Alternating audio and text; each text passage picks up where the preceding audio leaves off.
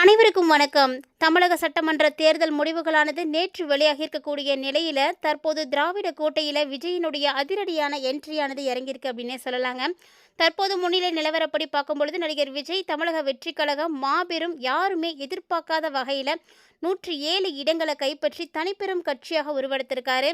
ஆனாலுமே ஆட்சியை பிடிக்க 118 இடங்கள் என்ற இலக்கை இன்னும் எட்டாத நிலையில் ஆளும் கட்சியான திமுக கூட்டணி 72 இடங்களிலும் பிரதான எதிர்க்கட்சியான அதிமுக கூட்டணி 55 இடங்களிலும் முன்னிலை வகித்து வந்தாங்க. ஸோ இந்த எண்கள் சொல்லக்கூடிய உண்மை ஒன்றே ஒன்றுதாங்க. திராவிட கட்சிகளின் வாக்கு வங்கி இந்த முறை விஜய் அலையில் கடுமையாக சிதைந்து போனது அப்படின்னு தான் சொல்லணும். எதிரும் புதிருமாக இருந்தவர்கள் அனைவருமே இப்போ ஒன்று இணைவார்களா அப்படின்ற ஒரு மிகப்பெரிய கேள்வியானது தீயா பரவிட்டு இருக்குங்க. திராவிட பாடல் மற்றும் அண்ணா நாமம் பேசக்கூடிய இரண்டு கட்சிகளுமே தங்களுடைய அரை நூற்றாண்டு கால அரசியலை தக்க வைக்க கைகோர்க்க போகிறார்களா என்பதுதான் அடுத்த கேள்வியாகவே எழுந்திருக்கு. ஸோ இந்த ஒரு நிலையில் நிரந்தர எதிரியும் யாரும் கிடையாது. அரசியலை பொறுத்த வரைக்கும் அரசியல் களத்தில் நிரந்தர எதிரி நிரந்தர நண்பன் அப்படின்னு யாருமே இல்லை அப்படின்றது ஒரு பொது விதி தான். உதாரணமாக உத்தரப்பிரதேசத்தில் யோகி ஆதித்யா எதிர்பார்க்க பகுஜன் சமாஜ் கட்சியினுடைய மாயாவதி, சமாஜ்வாதியினுடைய அகிலேஷ் யாதவ் தங்களுடைய எதிரிகள் என்பதை மறந்து கூட்டணி அமைத்தாங்க. அதே சூழல் தமிழ்நாட்டு அரசியலிலும் இப்போ ஏற்படலாம் அப்படின்றதான் எதிர்பார்க்கப்படுது. 60 ஆண்டுகளாக நாங்கள் கட்டி பாதுகாத்த திராவிட அரசியலை ஒரு திரை நட்சத்திரம் ஒரே நாளில் ஆக்கிரமிப்பதை அனுமதிக்க முடியாது அப்படின்ற இருதரப்பு மூத்த தலைவர்களும் ரகசியமாக பேசிக்கொள்வதாக கிளப்பியிருக்காங்க. சமூக வலைதளங்களில் இந்த விஷயம் அதிரடியாக பரவிட்டு இருக்குங்க. இதைத் தொடர்ந்து விஜயனுடைய அடுத்த நகர்வுகளானது எப்படி இருக்க போகுது? இந்த திடீர் கூட்டணி பேச்சுவார்த்தை குறித்த விவாதங்கள் ஒருபுறம் இருக்க, விஜயனுடைய முகாம் மிக மிக அமைதியாக செயல்பட்டு இருக்கு. 107 இடங்களில் முன்னிலை பெற்று இருக்கக்கூடிய அவர் மீதம் இருக்கக்கூடிய ஒரு சில இடங்களை வெல்வதில் முனைப்பு காட்டி வந்துட்டுருக்காரு. ஒருவேளை காங்கிரஸ், சிபிஎம், சிபிஐ, விசிகா மற்றும் சில கட்சிகள் ஆதரவை பெற்றார் அப்படின்னா 118 கண்டிப்பாக அவர் அடைவார் அப்படின்னு நம்பப்படுதுங்க. திராவிட கட்சிகளுடைய இந்த மெகா பிளான் தவிடுபொடியாகிடும் அப்படின்னும் திமுக அதிமுக கூட்டணியை உடைத்து அவங்களுடைய கூட்டணியில் இருக்கக்கூடியவர்களோட இணைந்து ஆட்சியை விஜய் அவர்கள் பிடிக்க போகிறாரு. ஸோ இந்த நிலையில் மக்களுடைய மனநிலை பார்த்திங்கன்னா தொடர்ந்து ஒரு சில பதட்டங்களோட இருந்துட்டுருக்கு அப்படின்னு தான் சொல்லணும். இந்த நிலையில் தமிழக சட்டப்பேரவையினுடைய தேர்தல் முடிவுகள் வெளியாகி இருக்கக்கூடிய நிலையில் விஜயனுடைய தமிழக வெற்றி கழகம் 107 இடங்களில் வென்று தனிப்பெரும் கட்சியாக உருவெடுத்திருக்குங்க. இந்த நிலையில் அதிமுக கூட்டணியில் இடம்பெற்றிருக்கக்கூடிய அன்புமணி ராமதாஸ் தலைமையிலான பாமக தருமபுரி, செஞ்சி விக்கிரவாண்டி, ஜெயங்கொண்டம் என 4 தொகுதிகளில் வென்றிருக்காங்க. தாவேகாவிடம் 108 இடங்கள் மட்டுமே உள்ள நிலையில் அக்கட்சி பெரும்பான்மை ஆதரவு நிரூபிக்க இன்னும் சுமார் 9லிருந்து 10 இடங்கள் தேவை.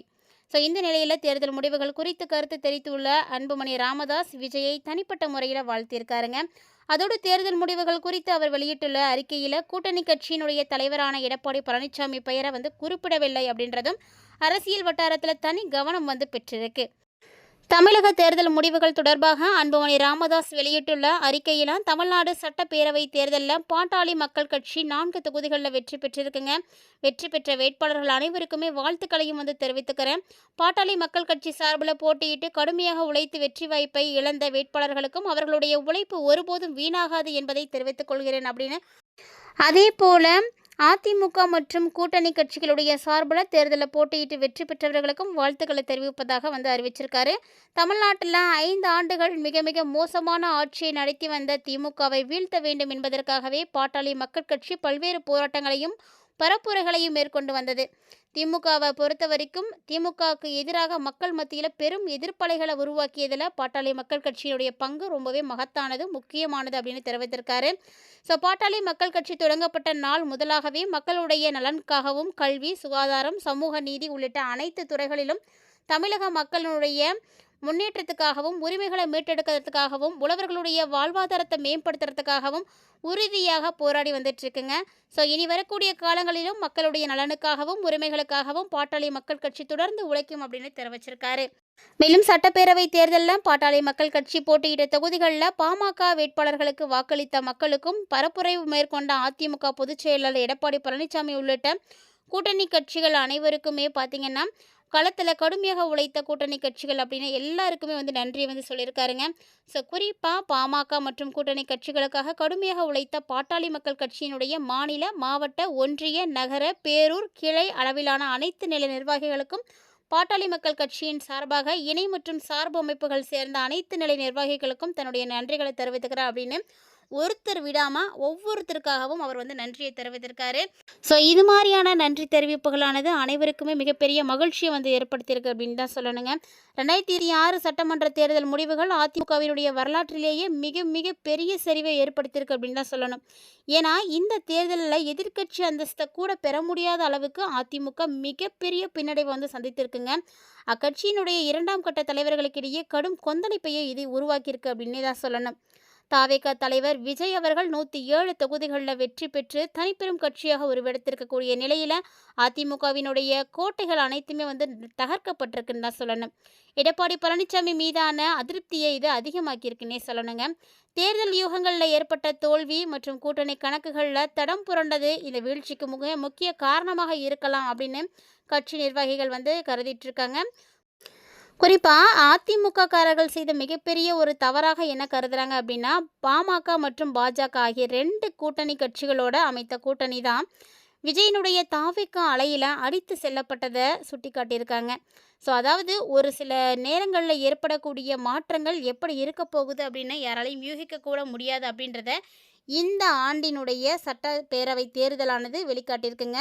ஸோ எந்த ஒரு சூழ்நிலையிலும் எப்படி வேணாலும் நிலைமைகள் மாறலாம் அப்படின்றதுக்கு இந்த ஆண்டு ரொம்ப உதாரணமாக இருந்திருக்கு. ஸோ தேர்தல்லையே மிகப்பெரிய புரட்சியை ஏற்படுத்தியிருக்காரு திரைப்பட நடிகராக இருக்கக்கூடிய விஜய் அவர்கள். ஸோ தொடர்ந்து அவர் என்ன விதமான விஷயங்களை எல்லாம் அடுத்தடுத்த மக்களுக்காக செய்ய காத்துட்ருக்காரு அப்படின்றத பற்றியும், இதனால் கட்சியினுடைய அதிரடியான தலைமை மாற்றம் நிகழுமா, உட்கட்சி பூசல்கள் வெடிக்குமா அப்படின்னு நிறைய விஷயங்களானது ஏற்பட்டுருக்குங்க. ஸோ எதிர்பார்ப்பு அரசியல் வட்டாரத்தில் அதிகமாக இருக்குன்னு தான் சொல்லணும். ஸோ எந்த விதமான கூட்டணியும் இல்லாமல் தனித்து போட்டியிட்ட விஜய் அவர்கள் வெற்றி பெற்றிருக்கிறாரு. ஸோ அவருடைய வெற்றி பார்த்திங்கன்னா அரியணையை நோக்கி வந்து நகர்ந்துட்டுருக்கு அப்படின்னு தான் சொல்லணும். ஸோ அவருக்கு என்ன மாதிரியான விஷயங்கள் எல்லாம் வழங்கப்பட்டுருக்கு இருந்தாலுமே கூட விஜய் பெரும்பான்மையை என்ன எட்டவில்லை அப்படிங்கிறது மிகப்பெரிய விஷயந்தாங்க. ஸோ இது குறித்து என்னென்ன விஷயங்கள் எல்லாம் நடக்க போகுது, அடுத்தடுத்து சட்டப்பேரவை தேர்தலில் இவர் தனித்து 107 இடங்களில் வெற்றி பெற்றிருந்தாலுமே கூட முதலமைச்சராக பதவி ஏற்பாரா அப்படின்றது அனைவருடைய கேள்வியாகவும் சந்தேகமாகவும் இருந்துகிட்ருக்குங்க. ஸோ இவருடைய பணியானது, அதாவது இவருடைய வெற்றியானது அரியணையை நோக்கி நகரக்கூடிய வேளையில் பாரம்பரியமிக்க அதிமுகவினுடைய இந்த ஒரு நிலை அக்கட்சி தொண்டர்களை மிக மிக ஆழ்ந்த கவலையில் ஆழ்த்திருக்கு அப்படின்னு தான் சொல்லணும். ஸோ திராவிட முன்னேற்ற கழகங்களை வீழ்த்தி அரசியலில் மிகப்பெரிய புரட்சியை செய்திருக்கிறாரு விஜய் அவர்கள்.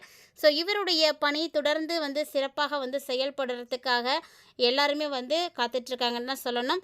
அதனால் அடுத்தடுத்து என்ன நிகழப்போகுது அப்படின்றத நம்ம எல்லாருமே பொறுத்திருந்து தாங்க பார்க்கணும். ஸோ நடக்க போகிறத பார்க்கலாம். இது மாதிரியான உடனுக்குடன் அப்டேட்ஸ் எல்லாம் தெரிஞ்சுக்கிறதுக்காக மறக்காமல் சேனலை சப்ஸ்கிரைப் பண்ணிவிட்டு ஃபாலோ பண்ணிக்கோங்க. மீண்டும் மற்றொரு தலைப்பில் சந்திக்கலாம்.